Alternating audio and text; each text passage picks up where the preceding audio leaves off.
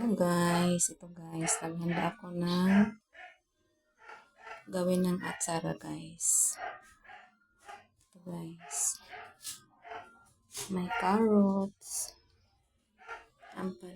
ampalaya at saka sitaw, bawang at saka sibuyas. Yung luya at saka atsara na doon sa yung amo ko ang nagawa guys. Guys, anuin ko pa yun.